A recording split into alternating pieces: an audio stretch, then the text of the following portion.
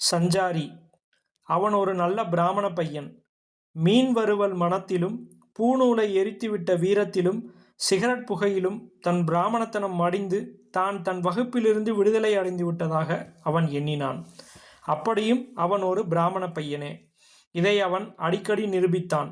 அவனுக்கு சில சுணக்கங்கள் ஏற்படுவதுண்டு. இன்னைக்கு புத்தவிகார் போலாமா? வேண்டாமே ரங்கா, வயத்து வலி. அந்த வலியா? தன்னை அறியாமல் அவன் ஒரடி விலகி விடுவான். பிறகு அவளுடன் பிணையும் விரல்களில் ஒரு கூச்சம் இருப்பதாக அவளுக்கு தோன்றும். அவன் வீட்டுக்கு போய் குளிப்பானோ, தன்னை சுத்தப்படுத்தி கொள்வானோ? அதெல்லாம் செய்யாவிட்டாலும் அந்த 3 நாட்களும் மர விரல்களால் தன்னை தொடுவானோ? சபிக்கப்பட்டவளைப் போல் பார்ப்பானோ? என்ன யோசனை? ஒன்றுமில்லையே. நீ ஒரு பிராமணன். வைதீக வேஷங்களை துறந்து விட்டாலும் நீ ஒரு பிராமணன். என்னை இப்போது என் உடைகள் இல்லாமல் உன்னால் பார்க்க முடியுமோ? என் வயிறை இதமாக தடவ முடியுமோ? தடவி பின் ஏதோ ஒரு உணர்வில் நீ கையை அலம்பிக் கொள்வாயோ? பேசாமலே வரையே. என்ன பேசுறது? ஏதாவது சொல்லேன்.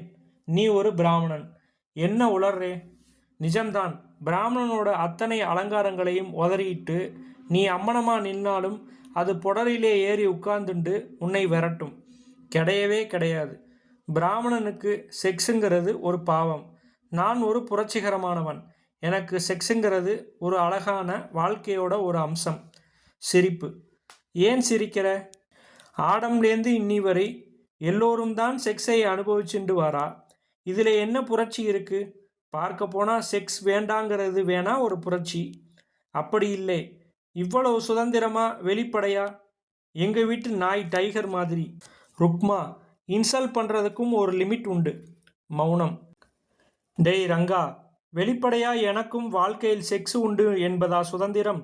அதை இருட்டில் ரகசியமாய் அவமானத்துடன் செய்துவிட்டு வெளிச்சத்தில் என்னை பார்த்ததும் என் கண்களை சந்திக்காமல் பேசுகிறாயே, நீயா புரட்சிகரமானவன்? காலமெல்லாம் ஒரு பெண்ணை திருப்தி செய்ய முடியுமோ என்றும் உன் பௌருஷத்தையும் சந்தேகிக்கும் நீ படுக்கையில் கூட என்ன புரட்சி செய்துவிடப் போகிறாய்? செய்து விட்டாய். உனக்கு செக்ஸுங்கிறது விளக்கில்லா வேளையில் விளையும் ஒரு பசி மட்டுமே.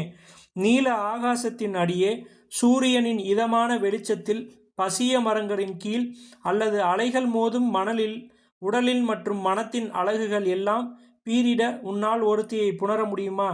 உன்னால் பஸ்ஸில் போகும்போது எதிரே வரும் பெண்ணை ஒரு உடலாய் மதிக்காமல் பார்க்க முடியுமோ? அவள் மாரை வெறிக்காமல் இருக்க முடியுமோ? அப்படி பார்த்தாலும் அதை ரசனையோடு செய்ய முடியுமோ? அடே பிராமணா, நீ என்ன புரட்சியை செய்ய போகிறாய்? பேச மாட்டியா? பேசலாமே. பேச்சு வேறு பாதைகளில் ஓடியது. ருக்மா, நீ அடிக்கடி குமாரோட பேசுறதும் பழகிறதும் எனக்கு பிடிக்கலே. கட்டாயம் உன் அப்பாவுக்கு அவர் மனைவி வேற ஆம்பளையை பார்த்திருந்தால் பிடித்திருக்காது. அவர் அப்பாவுக்கும் அப்படியே. அவர் அப்பாவின் அப்பாவுக்கும். கேட்ட கேள்விக்கு பதில் கிடையாதா ருக்மா? ரங்கா, நீ என்னை பற்றி என்ன நினைக்கிறே? அவன் யோசித்தான். எப்படி சொல்வது? உன் உடம்பில் ஒரு மிருக அழகு இருக்கிறது. உன் வாழ்வில் எத்தனை மேடு பள்ளங்கள். நீ என்னை ஏன் விரும்புகிறாய்? நான் ஏமாந்தவனா? நினைத்தாலே ரத்தம் கொதிக்கிறது. குமாரோடு நீ பேசுவது என்னை உன் பின்னால் ஓடி வர வைக்கவா? நான் என்ன உன் செல்ல நாயா? நீ ஒரு கர்வி.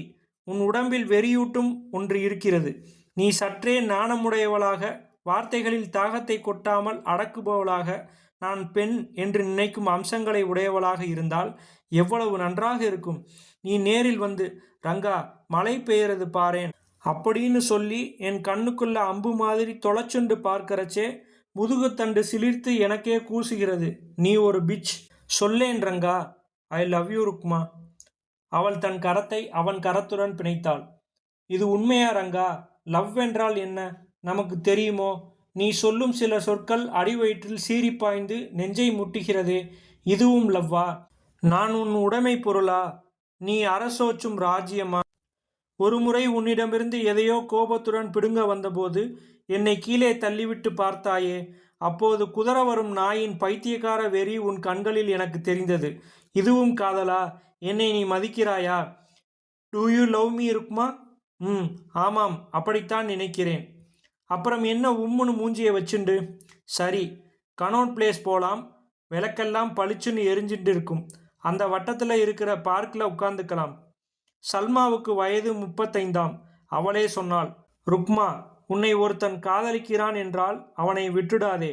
என் வயதில் தனிமை கொல்லும். அப்புறம் யாரையொன்றுதான் சாப்பிட கூப்பிடுவது தினமும். அப்புறம் ஒரு நாள் திடீர்னு மேஜை மேல் சப்பாத்தியும் ஆளுவும் உன்னை முறைச்சு பார்க்கும்.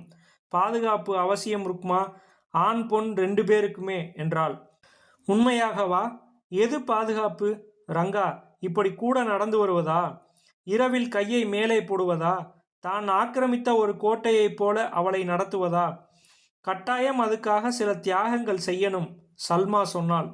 அந்த தியாகங்களுக்கு உரியதா அந்த பாதுகாப்பு? அவன் என்னை ஆக்கிரமிக்க விட்டு நான் அவனை ஆக்கிரமித்து நெஞ்சை குடைய குடைய நிகழ்ச்சிகள் நடக்கும்போதே அதையெல்லாம் ஒரு தீவிரமான அன்பு என்று நினைத்து ஏமாற்றிக் கொள்வதா அந்த பாதுகாப்பு?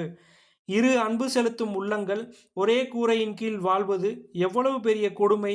காலையில் எழுந்தது முதல் இரவு கண்மூடும் வரை அவன் தன் வீட்டிலேயே தன்னுடனே இருந்தால் ஒரு நாள் இரவு அவள் வீறிட்டு விடுவாளோ? அப்படி இருவர் சேர்ந்து வாழ்வது திருமணம் செய்து கொண்டோ செய்து கொள்ளாமலோ ஒருவரை ஒருவர் திருப்தி செய்து கொள்ளும் ஒரு ஏற்பாடு அல்லாமல் வேறு என்ன? ரங்காவுக்கு எத்தகைய அன்பு பிடிக்கும்? அவன் பேச பேச அவள் கேட்டு அவன் மற்றவுடன் பழகுவதை சகியாமல் பொறாமைப்பட்டு கோஸ்லரை பற்றி விவாதித்து பூரண சுதந்திரத்தை புரிந்து கொண்டு இருப்பதுதான் அவன் அன்பு. ருக்மா, நாம 2 பேரும் ரொம்பவே சந்தோஷமா இருக்க போகிறோம் இல்லையா? ஆமாம். அவள் துவனியில் இருந்த அசிரத்தியில் அவனுக்கு சுணக்கம் ஏற்பட்டது. அவன் அன்புதான் எவ்வளவு உயர்ந்தது! இவள் அதற்கு உரியவளா? இவள் மற்ற பெண்களை விட வித்தியாசமானவள்தான். அதுவே சில சமயம் உறுத்தியது. அவனுக்கு அவள் தைரியமும் மதர்ப்பும் வெளிப்படையான பேச்சும் அவன் கற்பனை செய்த பெண்ணின் குணங்களோடு பொருந்தவில்லை. மானை கண்டால் மிரளும் பெண்ணாக இல்லாவிட்டாலும் பெண் என்றால் கொஞ்சம் பயப்பட வேண்டும் என்றே தோன்றியது.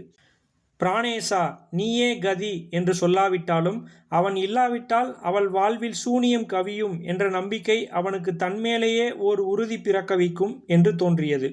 அதே சமயம் அவன் சுதந்திரம் அவனுக்கு பிடித்த ஒன்று. முதல் முறை ஏதோ ஒரு உணர்ச்சிகள் மீறிய கட்டத்தில் அவன் அவளை பிரிந்தபோது, நீ போனால் என் மனத்தில் ஒரு பெரிய மரம் வேரோடு சாயும் என்று அவள் எழுதிய போது கொஞ்சம் பெருமிதமாகவே இருந்தது. அதே சமயம் அவள் அவனை விலங்கிடுவது போல் தோன்றியது. அவன் சுதந்திரத்தின் தத்துவத்தை அவளுக்கு போதித்தான். ருக்மா, இன்னைக்கு நாம் அந்த பாரதியாரின் கவிதைக்கு மெட்டு போட்டு நாட்டியத்துக்கு அமைப்பு தரலாமா? சரி குமார். குமார் மிருதங்கம் வாசிப்பவன். தாளம் அவன் விரல் நுனிகளில் கட்டுண்டு கிடக்கும் ஒன்று. மழை கவிதை. திக்குகள் எட்டும் சிதறி தக்க தீம் தருகிற தீம் தருகிற தீம் தருகிற தீம் தருகிற திஸ்ர நடையில் நாட்டை ராகத்தில் அமைத்தான் குமார். மழை வருவது போல் தாளம் இருக்கணும் ருக்மா. பாவத்தில் ஒன்றும் இல்லை. ஆடிண்டே வர்றப்போ மழை சோன்னு கொட்டுற மாதிரி இருக்கணும். உன் மூஞ்சியை மறந்துடணும் பார்க்கடவா இந்த நாட்டியத்திலே. நீதான் மழை. உனக்கு முகம் கண் வாய் கிடையாது. சத்தமும் அதிலே இருக்கிற புல்லரிப்பும் தான். 2 மணி நாளிகை மழையாய் பெய்தாள்.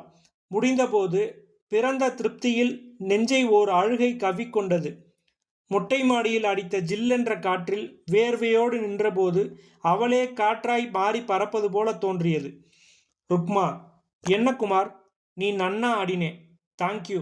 நீ தாளம் போட்டதுதான் எனக்கு ஆதாரம் Kumar. Can I kiss you good night to show my appreciation? அந்த அருமையான மாலை பொழுதுக்கு அது ஒரு பொருத்தமான முடிவாகவே பட்டது. அவள் தனிமையின் காரணமே உடல் சுதந்திரத்திற்காக என்று நினைத்து அவளை படுக்கை ஒன்றிலே கற்பனை செய்பவன் அல்ல குமார். அவன் ஒரு கலைஞன்.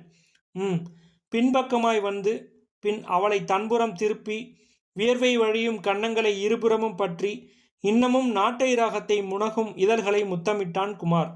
என்ன ருக்மா இவ்வளவு நேரம்? ஆடின்றிருந்தேன் ரங்கா. போது போறதே தெரியலே. என்னை விடவா நாட்டியம் முக்கியம்? அப்படின்னா எது மேலேயும் உணர்ச்சி பூர்வமாக சார்ந்து இருக்கக்கூடாது ருக்மா. கலை உன்னை அடிமையாக்கக்கூடாது. நீ சுதந்திரமா எல்லா விலங்குகளையும் உதறிவிட்டு. உறவுகள் விலங்கு இல்லையா ரங்கா? நான் ஆடுறது உனக்கு பொறாமையா இல்லே? பொறாமை ஒரு விலங்கு இல்லையா? அவனுக்கு அந்த கேள்வி பிடிக்கவில்லை. நீ என்ன ஆடுவாய் ருக்மா? உனக்கு எந்த போராட்டமும் இல்லாத அமைதி பற்றி தெரியுமோ? உலகத்தையே பகிஷ்காரம் செய்ய தெரியுமோ? உனக்கு நான் இல்லாவிட்டால் குமார், அவனும் இல்லாவிட்டால் வேறு ஒருத்தன். நீ உடம்பால் ஜீவிப்பவள். நீ என்னை அணைச்சுக்கிற போது வேறு யார் யார் அணைப்பை நினைத்து பார்க்கிறாய்? சொல்லு ரங்கா. எல்லாமே விலங்குதான்.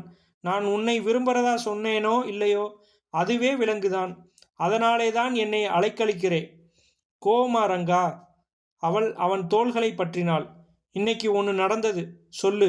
குமார் என்னைக்குமே உணர்ச்சி வசப்பட மாட்டான். இன்னைக்கு ஆடின ஆட்டம் அப்படி. அவனே கனிஞ்சு போயிட்டான். என்னை கிஸ் பண்ணினான். இந்த உதடுகளையா? அவனுக்கு உரியவற்றையா? இதை ஏன் என்னிடம் சொல்லுகிறாய்? என்னை பொறாமைப்பட வைக்கவா? ஏங்க வைக்கவா? உன் பாப்புலாரிட்டியை வெளியிடவா? நான் ஏமாந்தவனா? நீ ஊரையெல்லாம் மேய்ந்து விட்டு வந்தால் ஏற்றுக்கொள்ளும் சோடை போனவனா? நீ என்னதான் நினைக்கிறாய் என்னை பற்றி? உன் சுதந்திரம் எல்லாம் நினைத்தவனை முத்தமிட்டு படுக்கையில் சாயவா? கேவலம் உடம்பிலா உன் சுதந்திரம்? என்ன ரங்கா, ஏதாவது சொல்லேன். சுதந்திரமா இருன்னா கண்டவனை போய் முத்தம் கொடுக்கணும்னு அவசியமில்லை. இதுக்கு ஏன் இவ்வளவு இம்பார்ட்டன்ஸ் தரே ரங்கா? இதை பெருசா மதிச்சு தூக்கத்தை கெடுத்துக்கிறதும், ஒண்ணுமே இல்லைன்னு சன்னியாசியா போய் தப்பிச்சுக்கிறதும் ரெண்டுமே செக்ஸுங்கிறதுக்கு அதனை மீறின பவிஷையை தரதுனால தானே. நீ பேசுகிறாயா? நீ அறிவுஜீவி என்பதை காட்டவா? ருக்மா, மனிதர்கள் எல்லாவற்றையும் பயன்படுத்தி கொள்கிறார்கள்.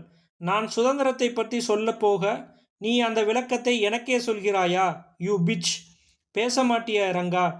சுதந்திரத்தை பற்றி உன்னாலே புரிஞ்சுக்க முடியாது ருக்மா. நீ அவ்வளவு நீசமானவ. சுதந்திரம்னா என்ன ரங்கா உன் டிக்ஷனரியிலே? அது உனக்கே இருக்கிற ஏகபோக உரிமையா? அதை பற்றி தெரிஞ்சுக்க நீ உன்னையே சுத்திகரிச்சுக்கணும் ருக்மா. உன்னோட மிருக உடம்பு அலையக்கூடாது. அவள் உறக்க கத்தினாள். நீ ஒரு நாத்தமெடுத்த சாக்கடையிலே ஊறிப்போன பிராமணன். உன் அப்பா உங்க அம்மாவை சந்தேகிச்சு வீட்டிலே பூட்டிண்டு போய் அவ ஒரு நாள் தலையை விரிச்சுண்டு பைத்தியமா நின்னா இல்லையா? நீ அதே அப்பனோட பிள்ளைதான் பாஸ்டர். பேசி முடித்ததும் மூச்சு வாங்கியது. முதல் சண்டை. அதனால் முதல் கூடலும் சற்று தீவிரமாகவே இருந்தது. ருக்மா, சுதந்திரம் எதுவாய் வேணாலும் இருந்துட்டு போகட்டும். அதுக்காக நாம சண்டை போடுறதுல அர்த்தம் இல்லை. ஆமாம் ரங்கா, நாம 2 பேரும் ஒரு அபூர்வ ஜோதி ருக்மா. நாம் பிரியவே கூடாது. வெளியிலே போலாமா? நீ புடவை கட்டிண்டு வாயேன். இந்த லுங்கியிலே நீ வந்தா எல்லோரும் பாப்பா உன்னையே. ஒரு நிமிடம் பிடரி சிலிர்த்தது. சரி, புடவையே கட்டிக்கிறேன் உனக்காக. இந்த புடவை கட்டுவதில் கூடவா நீ குறுக்கிடுவாய் ரங்கா? தலைப்பு சற்றே தழைந்து விட்டால், ரங்கா நீ காதரிகள் தலைப்பு எனும்போது நீயே மாமியார், மாமனார், நாத்தனார் போன்ற பயங்கரமாய் வர்ணிக்கப்படும் சகல ரூபங்களோடும் காட்சியளிக்கிறாய். ருக்மா, நான் பெங்களூருக்கு 10 நாள் போகணும். போயேன். நான் ஒன்று சொன்னா கோவிச்சுப்பியா? நான் போனா நீ இங்கே யாரையோடாவது படுத்துப்பியா? அவள் நிமிர்ந்து அவனை பார்த்தாள். என்னை பற்றி நீ என்னதான் நினைக்கிறே? நீ பதில் சொல்லு. கோபம் பொங்கியது. ஆமாம், 10 நாளும் 10 பேருக்கு ரிசர்வ் பண்ணி வச்சிருக்கேன். நீ என்னை கஷ்டப்படுத்துகிற Rukma. You ask for it. எனக்கு நீ ப்ராமிஸ் பண்ணு அப்படி பண்ண மாட்டேன்னு. அந்த ப்ராமிஸ் இல்லாட்டா நான் ஊரை மேய்வேன் தானே நீ நினைக்கிற? அந்த ப்ராமிஸ் கேவலமானது. ருக்மா, நான் உன்னை ரொம்ப லவ் பண்ணுறேன்.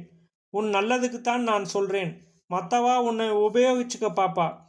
அப்புறமா நீ மனசு கஷ்டப்படுவ. உனக்கு துக்கமே வராமல் நான் உன்னை பாதுகாக்கணும்னு ஆசைப்படுறேன். எனக்கு என்னை பாதுகாத்துக்க தெரியும். அந்த லட்சணம்தான் தெரியறதே. அறையின் முனைக்கு விடுவிடுவென்று நடந்து போனவள் கதவை அடையும் முன்பே வெடித்து பொங்கிச் சரிந்தாள். தரையில் மார்பு அமுங்கி போக அழுகை வெடித்தது. ஏய் ருக்மா, ஏன் அலறே? அவளை தரையிலிருந்து தூக்கி எடுத்து அணைத்தான். பதிலே கூறாமல் அழுதாள் ருக்மிணி. நான் சொன்னது தப்பா? தலையை ஆட்டினாள். அப்படின்னா ஏன் அலறே? தெரியல. தெரியாமலே ஒரு அழுகையா? நான் எதுக்காக அலறேன்?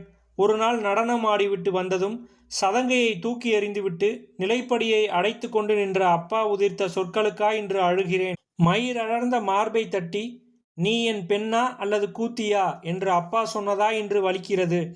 கூடவே படித்த பையன் திருமணமானதும் மனைவியை என்னுடன் அறிமுகப்படுத்தாமல் போன புறக்கணிப்புக்காகவா அழுகிறேன்? ஒவ்வொரு குளிர்காலத்திலும் கை வலிக்க வலிக்க ஸ்வெட்டர் பின்னி தந்து, பின்னர் திருமணத்துக்கு எல்லா ஏற்பாடும் செய்த பின்னர் கூட படுக்கும் பெண்ணையெல்லாம் மணக்க வேண்டும் என்ற கட்டாயமா என்று கேட்ட ராஜனிடம் கொண்ட குழந்தைத்தனமான காதல் முறிவுக்கா ரங்கா என்னை அவமதிப்பதாலா எதற்கென்று அழுகிறேன்? சொல்லுமா ருக்மா, அழக்கூடாது. உடனே எழுந்து கண்ணை துடைத்து கொண்டாள். நான் அழலையே. நான் பெங்களூரு போறேன், பத்திரமாயிரு. சரி ரங்கா. ருக்மா, நீ அழுது விட்டாய். இதெல்லாம் ஒரு பெண்ணின் சாகசங்கள். நீ கெட்டிக்காரி. பிராமிஸ் தரவில்லை. பூரண சுதந்திரத்துடன் என்ன செய்வாய்? குமாருடன் போவாயா? இல்லை அந்த தேவனோடா? நான் உன்னை நம்பவில்லை. ஆக்ரா போலாமா ரங்கா? பெங்களூர்லேருந்து இப்போதானே வந்தேன். உடனேயா? போலாமே. நாளைக்கு ராத்திரி பௌர்ணமி. சரி. இங்கேயெல்லாம் வந்தா உனக்கு பழைய ஞாபகம் எல்லாம் வருமா ருக்மா? இல்லையே. வந்தா கூட நான் புரிஞ்சுப்பேன். என்ன இருந்தாலும் மறக்க முடியாது இல்லையா? ராஜனோட நீ வந்தப்ப இதே தாஜ்மஹாலை பார்த்திருப்ப. அவன் அழகா பேசியிருப்பான். அணைச்சு கூட இருக்கலாம். பூச்செடிக்கு பின்னாலே போனா முத்தம் கூட. Stop it Ranga. கோச்சுக்காதே இருக்குமா? நான் புரிஞ்சுக்கிறேன். இப்படி சல்லுன்னு விழாதே. என்ன இருந்தாலும் பழைய ஞாபகங்கள் வரும் இல்லையா? பௌர்ணமி சந்திரன் வீணாக போயிற்று. அன்புள்ள ரங்கா, நான் 2 நாட்கள் வேறு இடத்தில் இருப்பேன். அப்புறம் சந்திக்கலாம். உன் ருக்மா. சீட்டு கதவின் தாழ்பாலில் ஏறிக்கொண்டது. யமுனை மந்தகதியில் ஓடும் அந்த இடத்தின் அமைதி அவளுக்கு தேவை. ஒரு சிறு படகில் இருவர் ஏறிப்போனார்கள். காதலர்கள். அக்கரைக்கு போய் அமர்வார்கள், பேசுவார்கள், திட்டம் போடுவார்கள். தங்கள் வாழ்க்கைகளை இவர்கள் வரையறுத்து வைத்து விடுவார்கள். ஒரு நல்ல ஏற்பாட்டை செய்து கொள்வார்கள். அவள் செய்யக்கூடியவை: சமையல், அன்பு செலுத்துதல், அம்மாவாதல், அவனையே காதலித்தல், அவனையே அடுத்த பிறப்பிலும் அடைய வேண்டிக் கொள்ளல், அப்படி இல்லையென்றால் எல்லாவற்றையும் சகித்து கொள்ளல், அல்லது இன்னொருவன் கிடைத்தால் அவன் செய்வான் என்று எதிர்பார்ப்பவை: சம்பாதித்தல், குலத்தை நசிக்காமல் வளர்த்தல், அன்பு செலுத்துதல். எப்போதெல்லாம் அவள் உரியவள் என்று எண்ணுகிறானோ அப்போது அவள் பிடரியாக போனால் இவன் சகித்து கொள்ளல் அல்லது மற்றொருத்தி. எழுதாத இந்த சட்டங்களோடு இவர்கள் ஏற்பாடு செய்து கொள்வார்கள். ஒருவேளை இந்த மண்ணோடு வாசனை மீறியவர்களானால் அவன் ராமன்தான், அவள் சீதைதான். மாறி அமைந்துவிட்டால் இவர்களை ரட்சிக்கவே சில மத விற்பனர்கள் உண்டு. ஒரு சிக்கலும் சிக்கலாக நின்றுவிடாத மண் இது. சப்பை கட்டு கட்டி அதை தெய்வீகமாக்க சில யாகசாலைகள் நடத்தும் வியாபாரிகள் உண்டு. ருக்மணி புன்னகைத்தாள். தனக்கு கோபம் ரொம்ப வருகிறது என்று நினைத்து கொண்டாள். யமுனை அங்கே அழுக்காகத்தான் ஓடும். ஆனாலும் அதில் ஒரு நளினம். லேசாக தூறியது. யமுனை கரையோடு நடந்து போனால் அந்த சுடுகாடு வரும். போலாமா? மெல்ல எழுந்து கரையோரமாக நடந்தாள். இங்கே பெண்கள் வரக்கூடாதாம். சற்று தூரத்தே ஒரு பாடை போயிற்று. அங்கேயே நின்று கொண்டாள். மழை நின்று மண்வாசனை அடித்தது. சிறிது நேரத்தில் தூரத்தே தீப்பொறிவு பறந்தது. ஓர் உடம்பு எரிகிறது. தீஜ்வாலை நீலமாயும் ஊதாவாயும் மேலெழுந்தது. ஈரத்தரையில் உட்கார்ந்து கொண்டாள். அவளும் அத்தீயும் மட்டுமே அங்கு எதிரும் புதிருமாக வீற்றிருப்பது போல தோன்றியது. அத்தீயினுள் விழிகளை துளைத்து பார்த்தபோது அம்மாவின் நீண்ட முடியும், அப்பாவின் கனத்த உடம்பும், ராஜனின் அன்பு கண்களும், ரங்கனின் மென் உதடுகளும், குமாரின் தாளம் சொட்டும் விரல்களும் விஸ்வரூபமெடுத்து வந்தன. வந்த வேகத்திலேயே நீலத்தீயில் கரைந்து போயின. எல்லாம் போய் தீயும் அவளும் மட்டுமே எஞ்சியது போல் தோன்றியது. பாடையில் உள்ள முகம் தெரியவில்லை. ரொம்ப உற்று நோக்கிய போது சுருண்ட முடியுடன் கருப்பில் பொட்டிட்ட புடவையோடு அங்கே படுத்திருந்தது யார்? அவளேவா? ஜிவ்வென்று ஒரு வேகம் நாபியை தாக்கியது. எழுந்து வந்தபோது மீண்டும் தூறல் தொடங்கியது. எல்லா ஜுவாலையும் குளிர்ந்து போய்விட்டது. மலை சொட்டுகளுடன் அவளும் ஒரு மலைத்துளியாய், யமுனை நதியுடன் ஓடும் மழை நீராய், மலைக்கு பின் தோன்றிய வானவில்லில் கண்ணை பதித்து அதனுடன் உலகத்தையே சஞ்சாரம் செய்யும் வர்ணக்கலவியாய் தான் மாறுவது போல் உணர்ந்தாள். அவள் பந்தம் அவளை சுற்றி பல ரூபங்களோடு விரிந்த வாழ்க்கையுடன்தான். சிவப்பு தோல் உரிய கிடக்கும் பச்சை குழந்தை, சுளித்து ஓடும் யமுனை, எங்கோ கதறும் ஒரு சோகம், இதழ் விரிக்கும் புன்னகை, வானத்தில் ஓலமிடும் இடி என்று வியாபிக்கும் வாழ்க்கையுடன்தான் அவள் பிணைப்பு. எந்த தனி மனிதனிடமும் இல்லை. இதுதானோ சுதந்திரம்? இருக்கலாம். சுதந்திரம் என்பது என்ன? அதன் விளக்கம் என்ன என்பதல்ல அவள் கற்றுக்கொண்டது. அவள் நரம்புகளில் ஊடுருவி பாயும் ஒரு உணர்ச்சியை, வானில் கரும்புள்ளியாய் பறக்கும் பறவையின் சிறகுகளை அவள் மாட்டிக்கொண்டு வேலிகளற்ற பெருவெளியில் சஞ்சாரம் செய்ய விரும்பும் வேகத்தை அன்று அவள் இனம் கண்டு கொண்டாள். நீ புரிந்து கொள்வாயோ ரங்கா? உனக்கு சுதந்திரம் என்பது ஒரு விளக்கம். நீ அடைய வேண்டிய ஓர் எல்லை. அந்த எல்லையே உன் விலங்கு. மீண்டும் யமுனை நதி ஓரம் உள்ள படிக்கட்டில் அமர்ந்தபோது மழை வழுக்கத் துவங்கியது. ஒவ்வொரு மழைத்துளியும் அமிர்த தாரையாய் வர்ஷித்து அவளை நனைத்தது. ரங்கா, உனக்கு அறிவுஜீவியான ஆனால் ஓர் எல்லைக்குட்பட்ட சுதந்திரமான ஆனால் உனக்கு கட்டுப்பட்ட மனைவி வாய்ப்பாள். நீ சந்தோஷமாகவே இருப்பாய். ஏனென்றால் நீ ஒரு நல்ல பிராமண பையன் மட்டுமே. யமுனையின் பழுப்பு நீரோடு வெளேரென்று மழை நீர் சேர்ந்து கொண்டது. புடவை ரவிக்கையெல்லாம் உடம்போடு ஒட்டிக்கொள்ள, முகம் வாய் கண்களற்ற ஒரு பெரும் மலையில் ஐக்கியமாகி மேகத்தையெல்லாம் பிளந்து கொண்டு தான் பொழிவதாக ருக்மிணி நினைத்தாள்.